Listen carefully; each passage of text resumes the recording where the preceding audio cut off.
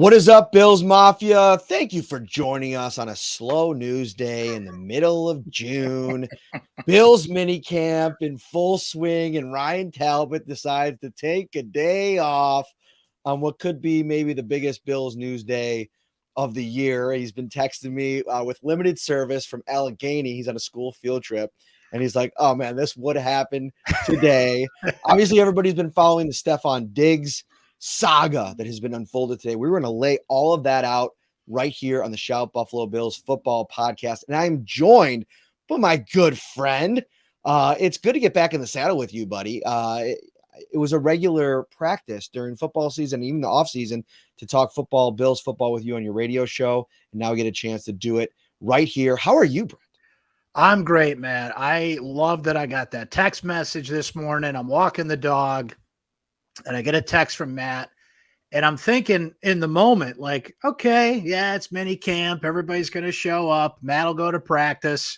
We'll react to some things. Oh, no.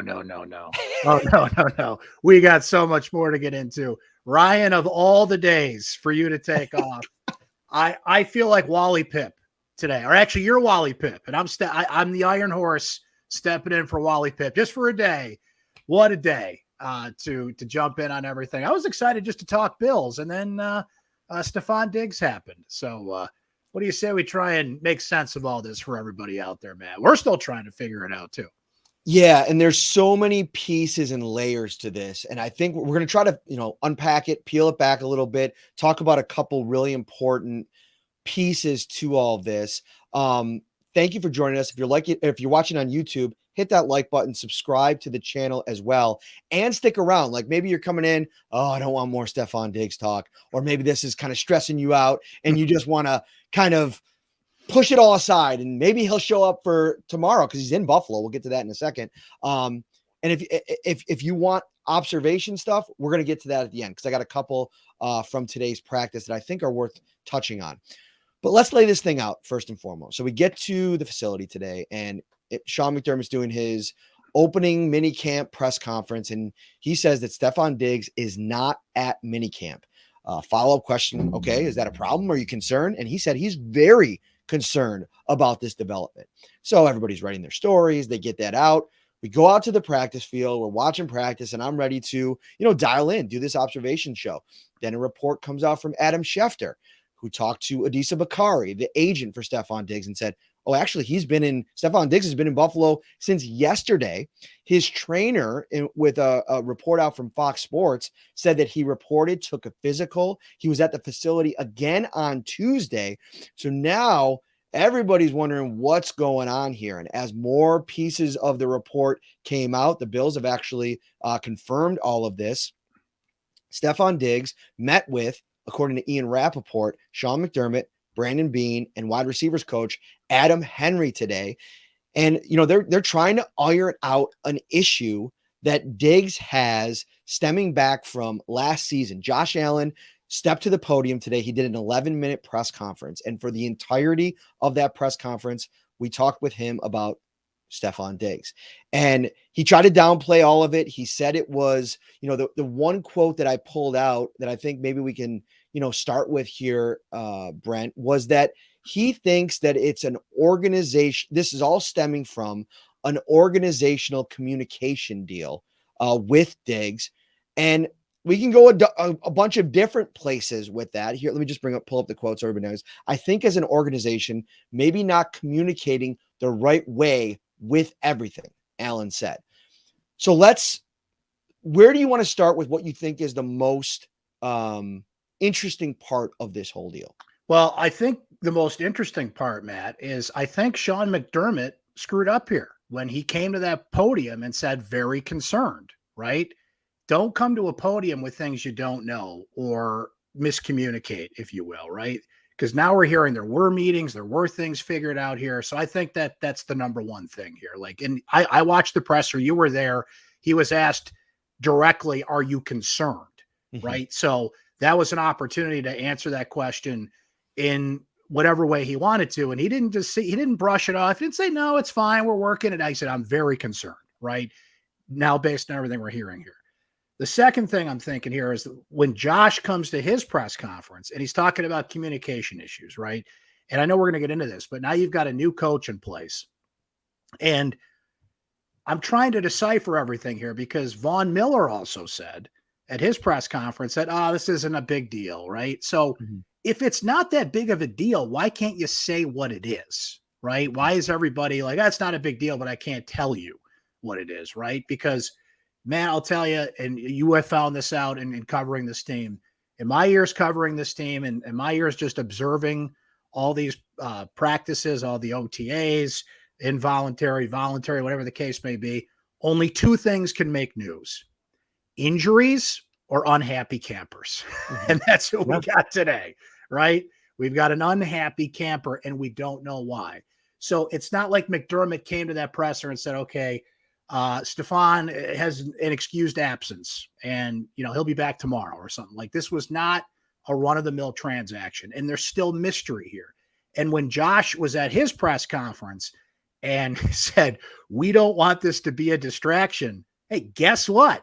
Toothpaste is out of that tube. It's officially a distraction. So now what do you do over the course of the next couple of days to give people the answers to the questions that make that exactly what Von Miller tried to make it today, which it's not a big deal. It's all going to be fine. A blip on the radar, as it was put, right?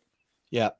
So Brandon Beane said last week, and it was interesting. He said he was asked about Diggs showing up, and he said he expected Diggs to be there and he hadn't been told anything otherwise. And if you go back a couple more months and his approach to the offseason, and I think it's a pretty healthy one, generally speaking, letting guys, no matter how a season ends, get away from the facility, the team, regroup, revive themselves a little bit after the grind of an NFL season.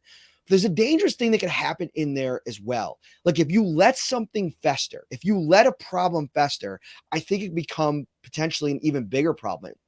From the outside looking in, with the information that we have, this was a situation that has been brewing with Diggs for months. It's why every single time we met with McDermott, Beane, Josh Allen, Von Miller, Diggs has come up going back to the scouting combine. And it's because teammates had to drag him back to the locker room. He left. He was out of there. I mean, he's a team captain.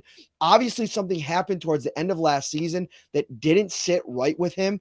He went on that Super Bowl media tour and talked about it over and over again. Rich Eisen, Dan Patrick, podcasts, all that kind of stuff.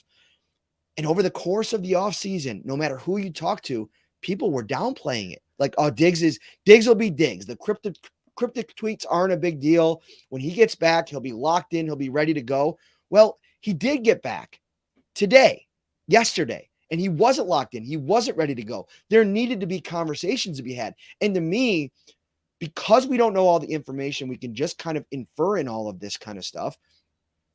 Adam Henry is his new wide receivers coach. We know that Chad Hall was very, very instrumental in the success that Stefon Diggs not only had here, but in the way that this offense worked over the last couple of years. And he kind of just faded off after last season, and not a lot of information came out about why he moved into a different situation. Well, Matt, that's where I got to put this on Diggs a little bit here, because he hasn't shown up, right? Like, it's not training camp, and Josh Allen said today it's not game one, so you do have to, kind of put that in the conversation.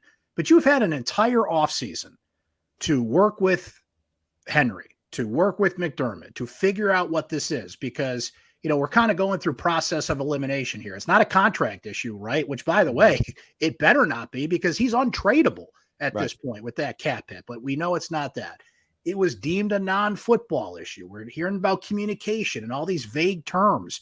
It sounds like a boyfriend and a girlfriend broke up, but they just don't want to talk about it publicly, right? So let's figure out what this thing is and get it resolved. Now, I guess the good news in this is that you're working through this here, the last team function before you go away for your summer break and get into camp. But whatever this is, it has to be squared away before they go to training camp, right? But you've had, as you noted, months to figure this out. And look, Diggs blowing off steam, tweeting, doing the interviews, whatever the case may be. I'm just always amazed. It's always the wide receivers, right? I don't know what it is about that position, but it's always the wide receivers. dude, you've had 6 months to blow off steam. Mm-hmm. Okay. Now it's big boy time. You got to show up, do your job, and square this away and figure it out. Right. I'm not trying to presume anything. I don't know what the issues are. I hope it's not anything serious. But when they're leaving it so vague, what happens is it creates a distraction because it leaves it open for interpretation here. And look, the last we saw of Stefon Diggs in a Buffalo Bills uniform, right, was when he stormed out of the locker room after the Cincinnati game. And I love that passion that's there. I still think of that picture of Diggs standing on the field in Kansas City. So, look, I think his heart's in the right place in some ways because he's just such a competitive guy. Allen staunchly stood up for him today, and that's all great. But how did we get to this point where McDermott's at a podium saying one thing, his agent's saying another, teammates are saying a third thing, and everybody's trying to, break the Da Vinci Code here and what exactly is going on?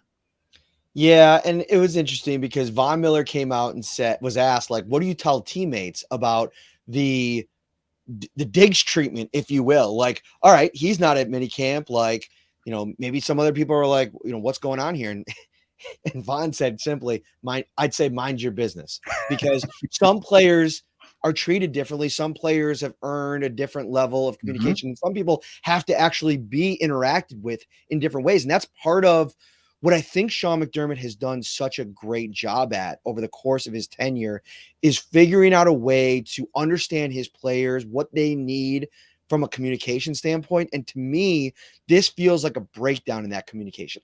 It seems to me like this was let him blow off some steam for a few months. He'll come back and everything will be fine, right? They just signed this. They just renegotiated this new contract. He got paid in a big way, which is what he was waiting for. They restructured it, so they must have been confident enough in from their end. And maybe this is just a miscalculation on some of the things that have transpired that have led to his uneasiness. I think one thing that I will point out, and I want to get more into what Josh Allen talked about today, because there's a lot. I think he gave the most of anybody. Like, Von didn't really want to get too far into it. He basically said, like, I'm just focused on winning a Super Bowl. I don't really know what's going on with Diggs, even though he said he talks to him all the time. And a couple weeks ago, he thought he was going to be at minicamp, which, to be fair, he was there. So I guess it's how you want to look at it. But, Josh Allen, he said this is not a big deal. This is something that, he's trying to bring down the heat on this from the outside. And he used the media term. Like, I know the media is going to make a big deal of this. Buddy, it's not the media. No. Like, go check out the fan base right now. And that's what I try to do, is keep my finger on the pulse of this thing. People are worried.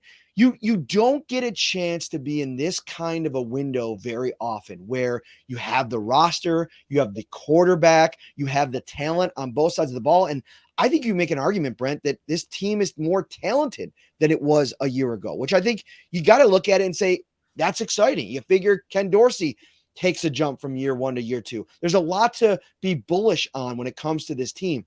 But this is the kind of stuff, if I'm a fan sitting here right now and I think back to the Minnesota situation 3-4 years ago and how that deteriorated, because they were on the come up too. They didn't have the same level of quarterback. But when you're talking about Thielen and Cook and Diggs in their primes together, that was a really good collection of talent there. And it just, it never worked. Let me kind of add in here, and the comments are flowing on this and where this anxiety comes from. And for Josh to say the media is going to take this and run with it, like, come on, man, you're not giving us any information here. Information will dispel something like this. The lack of information only grows the speculation and the vagueness of it, as we put it earlier. But Matt, what's the one position on this team where people still have a little anxiety? It's wide receiver, right? Because the mere thought in the heads of Bills fans that Diggs wouldn't be on the field creates a little anxiety. Gabe Davis is not a number one wide receiver. We're going to talk about Shakir and a few other guys coming up later here, and I'm excited about Dalton Kincaid. And you're right, this team may be deeper and more talented top to bottom than it was a year ago. But the one position I look at, and I'm still not sure about, is wide receiver. Now, Josh Allen makes up for a lot of those faults. This has been well covered, and it's a position where you can get away with it, right? But Diggs is a star. Diggs is the guy, right? Every quarterback out there has their guy. Mahomes is Kelsey, and we can go through the list. Diggs is Allen's guy. So if there's any potential thought of a rift or something going on here, it's going to give fans anxiety about this, especially because, look, they're boys, as we know. They just gave him that big contract, right? And he's the one guy that wasn't there, right? The one guy that wasn't, he's there, but he wasn't at practice, right? So, it's just, it's not a mountain out of a molehill situation. Hopefully tomorrow we'll be looking back on this saying, hey, they figured everything out. It was just that one day blip on the radar that they said. But that's where that anxiety comes from, because we don't know. It's not an injury. It's not a personal excuse. It's not, a myriad of things that if they had clarified what it is, everybody's like, okay, cool, we'll see you at training camp. Because it's vague, because it's a mystery at this point, it's only going to fuel that anxiety at a position where the Bills, that's the one position I'd circle on the roster more than any. They could use the least amount of anxiety at this point. And let me throw this back at you. So look, the contract it's untradeable. Right. Diggs has no leverage there. But what kind of leverage do you think he has in this whole thing that we're going through right now, to hold out? That's not the right term, I guess, but to not be out there today?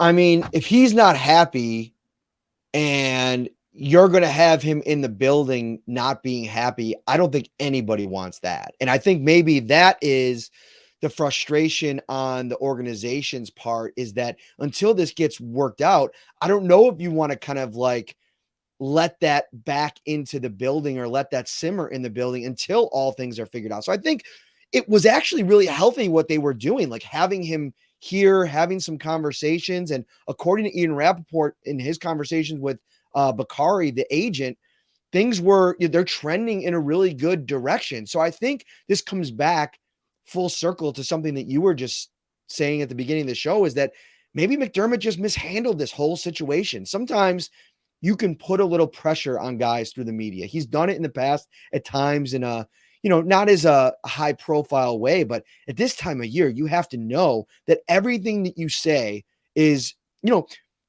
people, when like a video game comes out, or back in the day when Blockbuster existed, a DVD was coming out and people would camp out in front of the store waiting to be the first one in line to get in there and get the new copy, get it home, watch the movie, play the video game. It's fitting with Josh Allen on the cover of Madden. I used to do that years back. That's literally what happened on social media for the past 3 days. People were lining up, setting up their tent, waiting for Tuesday to see if Stefon Diggs was going to be at training camp. And so when you have that kind of anticipation, and then you throw a firecracker out there weeks before July 4th, that, you're very concerned about Diggs not being there, the entire NFL world shut down today. And that's what everybody was talking about. And so maybe that was calculated. Maybe that was a little bit of pressure put back on Stefon Diggs. I don't necessarily know the philosophy behind it from McDermott's end. Maybe it was a miscalculation. I don't know. But it definitely sent things into a very heightened, more like a sped up way in the media world over the course of the day, with a lot of different people throwing out different things as part of the story. Let me add this, Matt, and then, I'm sure people want to hear some observations from practice today, and we can take a step forward from this. But Sean McDermott is running the defense now, right? So he is putting his full trust in Ken Dorsey to run this offense. Right. And what we saw today was kind of an early test of Sean McDermott. Now, he's the head coach. He speaks for everything, right? But because we're left to speculation here, I have to speculate, like, what is Ken Dorsey's role in all this? I don't know. I'm just throwing it out there because he is fully in charge of that offense, with McDermott running the defense now, calling plays on game day. Right? When we get to game day, he is fully immersed on that defense. So Dorsey's got to own the offense a little bit more here. McDermott's the head coach. He speaks for everybody. I understand that. But this is kind of like an early view of like, okay, well, what's going on the offensive side of the ball here when it is fully Ken Dorsey's show? It was last year too, but like everybody's expecting a big step forward in that sense. I just wanted to throw that out there for a discussion, like, because that's what I've been left to do. That's what you've been left to do. Right. It's what we've all been left to do, just speculate at this point. So the more they can quell this speculation over the next couple of days before they break camp, the better. And Allen said something kind of during his press conference today that I think alluded to some of this. And he said, they spoke today, Diggs and Allen, and obviously there's been a lot of conversations happening within the building with him today. And he said there's going to be more moving forward. And he specifically mentioned, as an organization, QB receiver, offensive coordinator, and everything that goes into that process. So I do think that if you're Stefon Diggs, right, and one of the pieces of the report that came out is like, all right, and this was, I think, from the Fox Sports report where, the reporter talked to the trainer that Diggs actually worked out with on Sunday. Let me actually bring that up real quick. McKenna, Henry McKenna, works for Fox Sports. He spoke with Myron Flowers. And I'll actually read the quote from Flowers. I don't know that he's upset with the coaches. I mean, there's a lot of frustration that goes with losing a game in the postseason, but because of the level of frustration and not knowing, I think it'd be good that he's there and they open up a conversation on what the plan is. What do you guys find after evaluating last season to figure out what we need to do? What do I need to do? So maybe some frustration, whether it be with Ken Dorsey, the plan, and don't forget, like, he was very close with Brian Daboll. Like, whenever he talked about the impact that Daboll had on his career and this offense, like, there was always going to be that kind of awkward shift to whatever that new iteration was. And I think that they went with the safest path in Dorsey. I've maintained this. I think coming in and bringing in a completely new voice with a completely new system and kind of like stunting the growth potentially of Josh Allen in this offense would have been a risk. And I think having Dorsey just add his own piece to it was a little bit safer. Now, did they run into some hiccups along the way? Without a doubt. And I think that Dorsey, even though he didn't say a lot, when we got a chance to talk to him a couple of weeks ago, I think that he kind of inferred that. But yeah, the Dorsey piece of this is intriguing. One more thing I want to get to here really quick. Somebody, mentions it in the comments, Matt Klein. Are we calling D-Hop's agent? LOL. There's a couple pieces of this. Number one, like, just jokingly, like, if you do get to a point with Diggs, and listen, Diggs, Josh Allen said it best. The Bills go as Diggs go. He's as important to this thing. I would say that outside of Allen, because he's kind of in his own boat, Diggs is the straw that stirs the drink for this offense. Like, everything that they do is based off of what he's able to do. And, defenses talk about it. Like, if you take him out of this offense, that's when defensives and defensive coordinators feel the most comfortable. But the D-Hop stuff is interesting because, and I joke like, oh yeah, that would be a good way to, if you're Brandon Beane getting mad about this whole interaction with Diggs, go out and, go sign DeAndre Hopkins and say, all right, stay home or whatever. No, you're not going to do that. But I wonder, you go back to Minnesota, right? And everything that led to the downfall of that situation. And Diggs has been open. He was on a podcast, I believe, maybe in season last year. I can't remember exactly when it was. And he said the biggest problem was he didn't feel like communication from the organization was what it needed to be, from, them wanting to be a run first team to his role as the top dog in that offense in the passing game. Like, they treated Adam Thielen, I think, as wide receiver one in a lot of ways. And that didn't sit well with him. All this noise about DeAndre Hopkins all off season, the Bills being linked to him, the interest, Brandon Beane even saying like, we're always going to check on good players. Brent, maybe that doesn't sit well with Stefon Diggs. Like, maybe Stefon Diggs is probably asking, okay, we got everything that we need right here. He said that during his media tour during the Super Bowl. And here's where I'm going to side with Stefon Diggs, right? Because what we're hearing about is communication. What we're hearing about is, look, these guys, we talked about it earlier, something about that wide receiver position. They need their ego stroked, right? Now, I don't think Diggs should take it the wrong way about all the D-Hop talk. It's just another weapon that can help get this team over the hump. And I feel like if the Bills could afford D-Hop, he would be there at this point. It's just, it's a tight cap situation.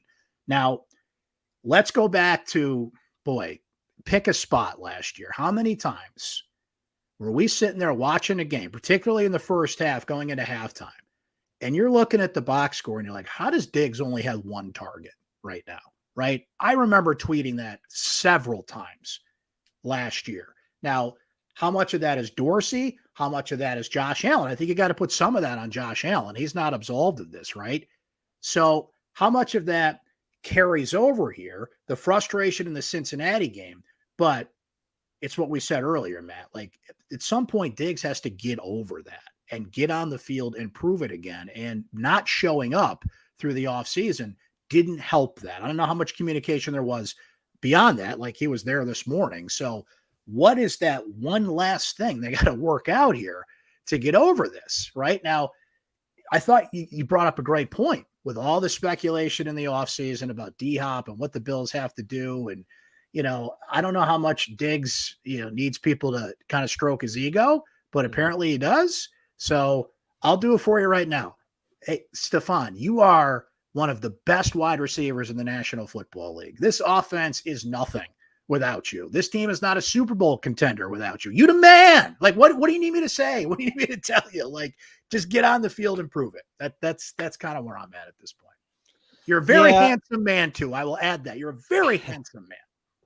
Yeah. And I think, like, listen, we could sit here and try to figure out what this is about, but until we hear from Diggs, I also, want to hear from him what the big problem is. And I think, listen, this is the problem that comes along with, like, Von Miller, win or lose last year, $20 million guy, in the best of times, the worst of times. He stepped to the podium. He was real. He said what happened. What was the problem? And obviously he got injured. He didn't have to really answer for things right after the game, but he also did the next couple of days. And I think when you, like, keep it all in and you, like, you're talking around things, he was asked several times about, his issues during the Super Bowl week. And, I think big, long story short, it's a problem with the way that this offense fell off in the second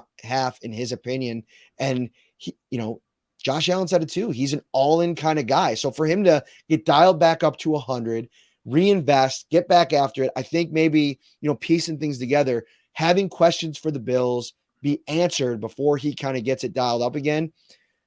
I guess I could give you, I guess I could have a little understanding for that. But I think the bottom line is minicamp started. It's mandatory. He wasn't here. It's going to be talked about, and there's going to be worry, because here's another piece to all this. And I think this is where a lot of fans come from when it's like, the annoyance in the situation or the panic.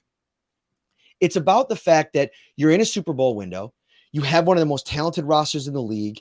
You have one of the top quarterbacks in the league. And where else would you have a better situation than you have right here? I mean, you have Hopkins on the free agent market right now. He gets signed with any team in the NFL, and he's going on visits to the Titans with Ryan Tannehill and the Patriots and Mac Jones. Those aren't situations that I think Stefon Diggs is looking to kind of go into and leave what he has here. So I think, man, it's going to be interesting to see this thing transpire over the next couple of days. We'll have you covered on that. But let's switch gears here for a second. We were out of practice today. A couple of really notable things happened. I'm going to write my observations column after the show. Obviously, we had to spend some time on some Diggs stuff. We'll start with Dawson Knox, and Spin here in the comments said Knox got injured today. Question mark. He did. The severity of the injury, we don't know, because I'll take you into the play. Dawson Knox down the field. They were working, I think it was his red zone there, and get down towards the goal line. Maybe a 20, 30-yard pass from Josh Allen. Taylor Rapp comes into the play. He ends up having one-on-one coverage, makes a really good play on the ball, ends up being incomplete. But at the last second, Kyer Elam, coming from the other side of the field, comes flying into the play. Knox didn't see him, collides with him. Knox kind of lands funny, and a lot of observations, reports that came out said they thought it was a knee. I don't want to speculate on that. It looked like some type of leg injury, whether it be the foot, the ankle, the knee, whatever it was. He was down for a good 30 seconds. Trainers were looking at him. They end up getting him off the field. He's laying down there. They continue to look at him for a bit, stands up, walks on it, works it out a little bit, and then the trainers kind of bounce. He's kind of walking up, down, back and forth. Josh Allen comes over and checks on him. Poyer and Hyde come over and check on him. He walks down the length of the sideline, rejoins the huddle behind the play where the Bills were still working in some team drills. And then nothing with any trainers the rest of practice. He didn't return to practice, but it's definitely one of those ones where you take a deep breath, Brent, because a lot is predicated on what I think they want to do with these two tight ends. And if you were to lose him for any extent, a period of time, if it were to be a couple month type situation injury, man, that would be big time. Well, we said it earlier. There's only two things that make news out of these mini camps, right? It's injuries and unhappy campers. So I just love what I've been reading and seeing about how enthusiastic Dawson Knox has been adding Kincaid, the two tight end thing that everybody's really excited about here. He's become a leader. I think people have fully come around on Dawson Knox. There are many things I've tweeted in the past that just ignore that. Just scroll by that. Don't search my name in Dawson Knox. Okay, that wouldn't be a good thing, right? But it just shows you how he's evolved and the trust that's there. And you just don't want to hear anything going into training camp like there's the anxiety of the Diggs thing because you don't know, and you don't want any anxiety about any injuries. You want everybody fully loaded, ready to go, nothing to worry about over the next few weeks before training camp starts, right? But it just goes to show you the leadership role he has on this team is rolling the offense. And man, I have been such an advocate over the years to get the tight end involved more in the offense. I mean, it speaks for itself what Kelsey has done and Kittle has done and others have done in the sport. And the fact that the Bills are about to, I think, go in on that. I think Ken Dorsey's kind of thrown some cold water on Kincaid at this point, and that's fair. You don't want to put too many expectations on a rookie, but they're clearly going to do it, and they're clearly going to incorporate it in the offense, and it's clearly what they need in the offense, right? So if you take one half of that equation out, theoretically, like you don't want to be suiting up Monday Night Football week 1 against the Jets and have somebody like that out of the lineup and put too much pressure on a rookie. Yeah. For as much as Dorsey is maybe pouring some cold water on the Kincaid hype train, Von Miller isn't.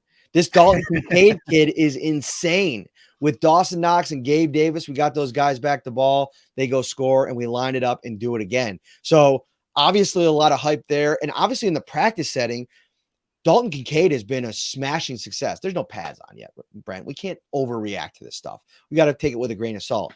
But man, he made another catch today. I mean, Kincaid, he made multiple catches. He's involved. He's out there. He's working. He's getting his chemistry in with Josh Allen. But he made one over the middle where, you really like to see it. Like, kind of hearing some footsteps. I think it was Terrell Bernard who in a live session probably puts the hit stick on him, which you kind of excited to see how he reacts in those situations as well. But super reliable. That to me is the biggest Kincaid piece for me in 2023. And we could have a side conversation here actually on Kincaid before we get to anything else. Long story short on Knox, real quick, let's wrap that up. I don't know how injured he was. Nobody gave an update. We were all talking about Stefon Diggs after practice. So we'll see if he's out there, maybe working off to the side tomorrow. If maybe anybody after practice talks, maybe gives a little insight on that. Stay tuned for that. It's a very good sign that trainers were not involved for the last 15, 20 minutes of practice with anything with Knox as he kind of stood and watched and walked around. What's your stat projection on Kincaid year one? Because this is something, it's a conversation I've been having on the sideline as we've been watching the last couple of weeks, and it varies for everybody. I'll give you mine first, and then you can react to it. I think that there is a world that we live in, a very real world we live in, where he takes a run at 45, 50 receptions in year one. That's what popped in my head, about 50 catches, and I don't think that's unreasonable. Man, I'm not going to sit here and pretend I was watching all those Pac-12 after dark games. Okay.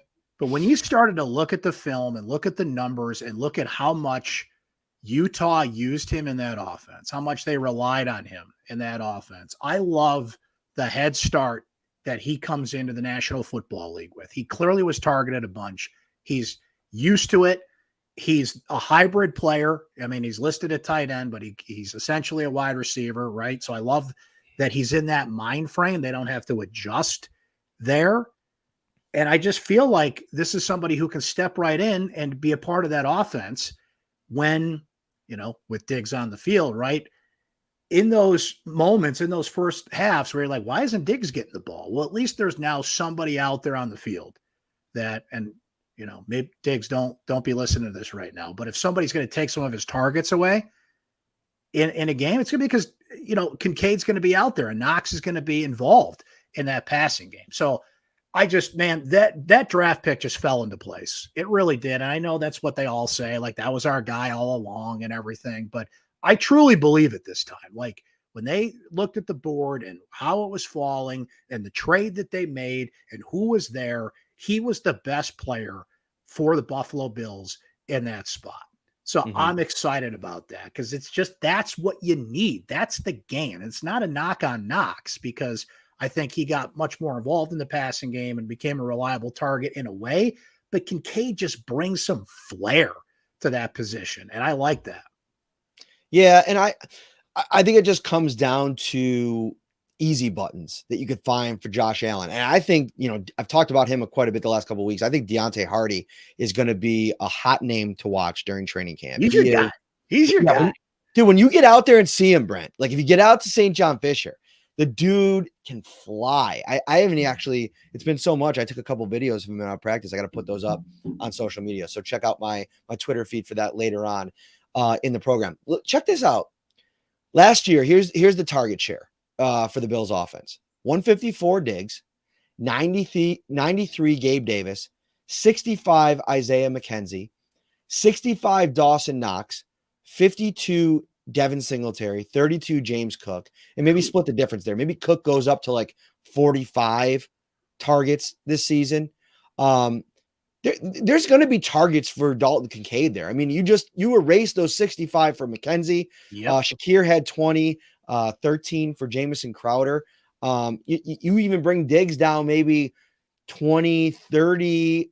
Gabe Davis hovers around that 80 to 90 mark, and you're going to find a way to get Kincaid involved. And I think as he gets more comfortable, he's just kind of force his hand in this offense. And what popped to me there was the targets for Singletary. Like, I don't want to hear that many targets for a running back in this offense next year, right? When Kincaid, I think, essentially, fills in that role. It fills in that void that was there. For sure. Another big play today. Speaking of what is their role going to be in 2023, let me get out my handy dandy notebook here because I want to make sure that I have the play exactly. So it was during 11-11, I think it was the third segment, and the Bills were driving down the field. Josh Allen goes back to pass and fires in an absolute bullet in between DeMar Hamlin and Terrell Bernard. And it was a touchdown strike to none other than Khalil Shakir. And listen, Shakir has been every bit as steady as I felt like he was down the stretch last season. Like, to me, if you go back and watch that playoff game, I think it was the Cincinnati game. He made that really big play in the red zone, in the snow that set up the Bills, I think, for their lone touchdown there. He has that Gabe Davis trait where, all right, put me anywhere you want. I'm going to find a way to make a play. And he's still giving off those vibes in year two. And I think it's an interesting storyline to track because where does he fit in? If you get Kincaid somehow involved heavily in this offense, who takes a step back with, the Sherfields of the world and the Deontay Hardys of the world looking to try to make their a little noise themselves? And by the way, Sherfield made a really nice catch at 11-on-11 today too. He's getting a little bit more of an opportunity with Diggs not out there. Well, and I was wondering about Sherfield, so I'm glad you said that because I think he could really bring stabilization is the word that comes to mind, right? Just a steady 4, 5, 6 catch per game guy. If he can establish himself out there and get some kind of rapport with Josh Allen. But we're talking about wide receivers right now, Matt, but I think this applies to the whole team. McDermott and Bean are going to have some really tough decisions to make at the end of camp. This could be one of the more fascinating camp cut down posts that you're going to write in the time you've been on this beat, because there's going to be some really good players that just don't make this team. I'm not saying Sherfield's on that list, but there's just depth at every position here. I'm still a little, in observation mode on the wide receivers here, but it's in a good way. It's like, who pops, who stands out, who's the guy that puts his hand up and says, I'm going to make plays. So that's good to hear about Shakir. I think he made a great point about what he did towards the end of last year, but I like that they added some veterans, Sherfield included, into the mix here to just get, you want a solid top to bottom list of receivers. There's going to be injuries. There's going to be bad days. There's just going to be things that happen to this offense, and you need somebody to step up. And maybe we didn't see enough of that at times in this offense in recent years. They relied too much on Josh Allen to just go out there and make magic with what he had. Now I feel like he's truly got some depth in that room to work with. Indeed. So just so you know, Brent, over 400 watching live on YouTube right now on this fine Tuesday evening. We appreciate you. Smash that like button, subscribe to the channel as well. I got a little housekeeping here. I got to get this on your radar. If this is your first time in a while, we got a big show coming up. Wing Nuts on June 23rd. Ryan and I are back live in person. Come out. You can eat some of the best wings in town. A bunch of Bills players have been up at Wing Nuts, and I'm pretty sure Dorian Williams thinks that Wing Nuts is the best place in town. So come check out the wings that everybody's talking about. It's inside Froth Brewing Company. That's at 700 Military Road. Wing Nuts and Froth kind of merged, and a lot of people have had trouble finding it, but just put in 700 Military Road. It'll get you there. They have some of the most delicious beers in town on tap, at least 25 every single time. There's IPAs, there's fruity beers, there's sours, there's everything that you could dream of. It's great. And you get to talk Bills with Ryan and I. It is a great night. Brent, we got to get you out one of these nights. I was going to say, I'll hop in the car with the legend Chris Baker. Shout out to him. Yes. Make a run out to Wing Nuts. What's your go-to at this point? Now, I know they're all good, but like, what's been the go-to the past couple of times you've been there? I get kind of yelled at from the owner. He keeps trying to like set me up with a new flavor to try them all out, because I love the Wing Nuts mild, and everybody's like, mild wings. Like, you see all the machismo coming in, like, you can't have mild wings. What kind of thing is that? There's a hint of spice to them, but it's the flavor. I'm telling you, it's mouthwatering. It's like, it's unlike any sauce you've ever had. And that's their signature sauce, the one that, was featured on Barstool and when people come in and talk about it. So you got to try that. But what they offer is too, and this is something that you and Chris have to do, you can get a wing flight. And it's like a beer flight. So they give you up to 6 sauces, 2 wings each for each sauce. So you could try all the different flavors. They got all these different like Cajun sauces.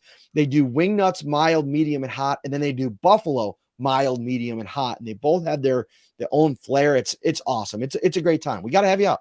We'll figure it out.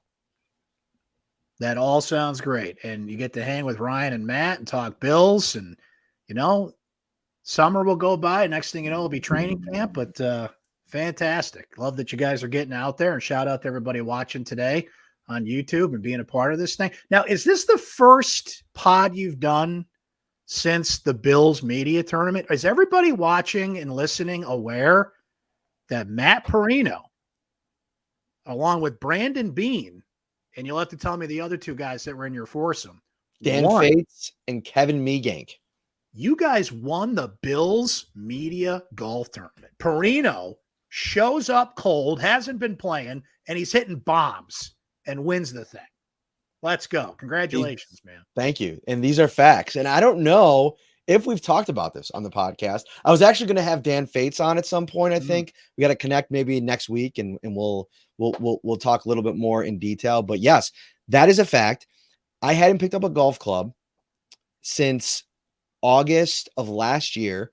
Wow. Went over to Cloverbank Country Club, and I just said, I didn't know you find out your pairing the morning of. And so I get to the course, and you walk down the one row, and they got all the names on the carts. And of course, there I am with Brandon Bean, who is as competitive as it's been told that he is. And so a little bit of pressure, but I thought, you know what? I'm up front. I said, I haven't played any golf this year. Don't expect a lot. And I think that was the ticket, because I just went out there, and it was the best of times, the best I ever played golf. Like, if you take like my 50 best shots of my career, right? I was somehow able to bring in 30 of those to the media golf tournament and just hit them all. And was crazy. I'm sure Bean was impressed. Who does best under pressure, man? Parrino just showing up. And that's the way to do it. You hadn't played, no pressure. You're not in your own head. You're not thinking about your slice or your this or your that. That's me right now, right? If I showed up at that tournament, right, I'm so in my head right now. Brandon Bean would have kicked me out of there on the 4th hole. Like, get out of here, buddy. We'll take it from here. It's all right. You just gotta find it. Once you find it, you ease into your swing. And I think the most important thing is just have fun because, man, I'll tell you what, I'm long past the days where I let golf get me down. There's too many other things that get me down. When I'm out on the course, have a couple beers, swing a couple clubs, and get on with my day. And listen, nobody's going to the PGA Tour. Although Brandon Beane might be able to, if he really put everything else aside and focused in on golf, he might be able to make the tour. I'm not kidding. He's that good. Well, I He was hit gonna a say, what's the thing with Bean's game? What's like, so is he great he's off the good tee, everywhere. short game? What is it? He's good everywhere, but this is the difference. He makes golf shots that you and I wouldn't even attempt. So like 190 out, pulling out the 4-iron, hits it like 15 feet from the cup on the green. Like that's a shot. I'm laying up. I'm trying to get like a decent chip shot or something, roll it up the green or the fairway as far as it'll go. Nah, he goes up there and he sticks it right onto that's just crazy. So it was a fun day. I'll have more on this next week. We're gonna dive into it. We'll get Fates on here. We'll give you the full inside scoop on what it was like to play with Brandon Beane. Brent, thank you so much, my friend. You pinch hit. You hit 1,000 today. You went 4 for 4 with a dinger. I'm proud of you. The baseball coach coming on to me right there. But I really appreciate you spending some time with us today. Thank you, Matt. Thank you to everybody watching and listening. A pleasure to be here anytime. Talbot's lost in the woods in Pennsylvania or wherever he is. Just dial me up. Happy to be here talking Bills with you and everybody here today, my friend. Let's see what the next couple days of minicamp bring. If it's more drama or not, but we know Matt's going to be all over it. So thank you, my friend. All right, he's Brent. I'm Matt. We will be back tomorrow. Ryan Talbot is returning to the seat. It'll be exciting to get his thoughts.